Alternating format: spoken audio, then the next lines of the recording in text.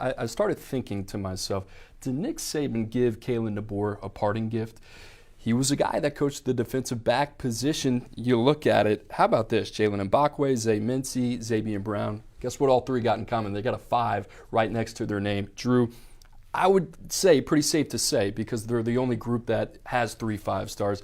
The best group in the country. The other part about this, I looked down, you and I were talking about this, 137 starts that Alabama is going to be missing. You think about guys like Terrion Arnold, Kool-Aid McKinstry, Jalen Key, Trey Amos. I'm sure I'm missing a couple of guys. Downs. Caleb Downs as well. That's a big one. Glad you brought that up. And then you think about some guys that haven't got some run that have left as well. Antonio Kite, Jake Pope, Earl Little, Desmond Ricks. All those guys are in the portal. So you talk about these 3 5-stars, and we're not really used to saying this, especially in the secondary. Like Caleb Downs is the exception, right? We haven't really seen a guy like that maybe since Minkah Fitzpatrick. Now you look at these 3, Mbakwe, Mincy, go down the list, Zabian Brown. Hey, you might not be ready, but welcome to the SEC. We need you today. Yeah, I think it's going to be, baptism by fire for those 3 because they're going to need them. And there's going to be a transfer portal window.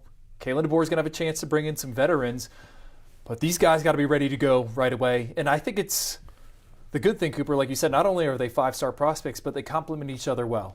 All right, well, let's start with that conversation. They all have different skill sets, but the first guy who jumps out to you the most, that Andrew Ivins turns on the tape and you say, wow, I get the most excited about seeing this guy in Tuscaloosa. Zabian Brown. I think he's the most technically advanced cornerback in the 2024 cycle. I've been saying that for well over a year now. I think we've approached 13 months I've been saying that. He's got the size, had to measure him at the All-American Bowl to make sure he was over 6 foot and had the long arms, playing his best football as a senior, 3 interceptions in the playoffs. We saw him at the All-American Bowl, one of the only cornerbacks there that could hang with a guy named Jeremiah Smith. So technically I think he's advanced. Is he going to be excellent in run support? I don't know. Going to need to get him in that strength program, but he's already been through bowl practices with the Crimson Tide. So Zabian Brown for me is a guy that I think, the other 2, they're the ones dripping with traits. I think as a football player, Zabian Brown's the most ready to go right now. I think you got some validation with that one, right? I mean, you were banging the drum to Zabian Brown for about 13 months. He shows up in San Antonio. That was kind of like the last checkbox that we needed to see. He shows up there. Like you said, you talk about a technically mature game, guys that should be able to contribute early, playing at one of the best programs in the country in modern day. Let's talk about these 2 other guys. Can I talk about a guy for a minute? How about Jalen Mbakwe, man? You talk about a guy that's got all the traits. You said it best. He is a long 5'11". If there ever was such a thing. He's the tallest 5'11" in the class. He's that dude, and this guy ended up being the number 2 cornerback in the country. And you think about the state of Alabama, absolutely dripping with talent this year. You see the pro comp there, Stephon Gilmore. Smoke talked earlier in the show about the traits of Ellis Robinson being a sticky corner. Here's the thing about Jalen Mbakwe. I don't think he's played corner in about 3 years. He played quarterback for Clay Chalkville, led his team to a state title in the state of Alabama. Drew, you think about everything this guy can do, has a sub-10 500 meter to his name. The speed is there. The play speed is there. You talk about a box checker, and then we see him live between Orlando at the Under Armour All-America game. You also go down to Hattiesburg, Alabama, Mississippi. For a guy that hadn't played defensive back in 3 years, he was playing corner, he was playing nickel, he was also playing the deep hash as well. So you think about Alabama being able to plug and play him. I know some things have changed, but I think this is a guy that can get on the field early. The other part of this, not just the athlete and the player, the instincts and the feel for the position. I think there is so much to say about a guy that's played quarterback, also played receiver, played running back, and played defensive back because they have such an instinctive feel to the game. Right. He was one of the most heady defenders I think we saw over the last month. I love this kid. I think he's going to be a breakout day 1 type of guy in T-Town. I kind of also love what we saw in between the reps, right on the sidelines. Kind of like an alpha competitor type of dude, chumming it up with the wide receivers. I also like the fact that he's not afraid to use his hands. I'm a guy that has to take photos sometimes of the practices. He's grabbing jersey, right? It's not like he doesn't know what he's doing. He gets away with it. All right, Zay Mincy, the last one for Alabama. I compare him to Terrion Arnold. Terrion Arnold, who Daniel Jeremiah has as his number 1 cornerback heading into the 2024 NFL Draft. It was the same story. Two-way star, multi-sport athlete coming out of the Sunshine State. Is he a safety? Is he a corner? Well, Terrion Arnold proved us wrong. He stayed out on the boundary and on the perimeter. I think Zay Mincy might be able to do the same. Had an excellent week there in San Antonio. Cooper, you have been raving about this guy. He's a guy in my backyard, down the street from the Buc-ee's in Daytona Beach.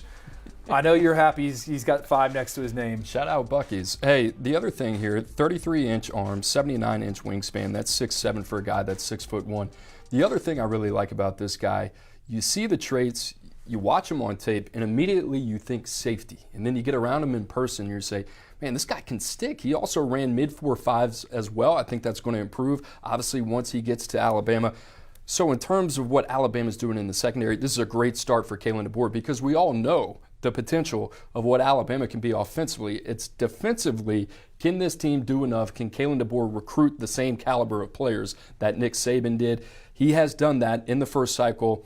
Whether you give him credit or not, it's a good thing that he got these guys across the finish line. We talked about another program earlier in the show at the point of attack. Guess what? This is an important position as well.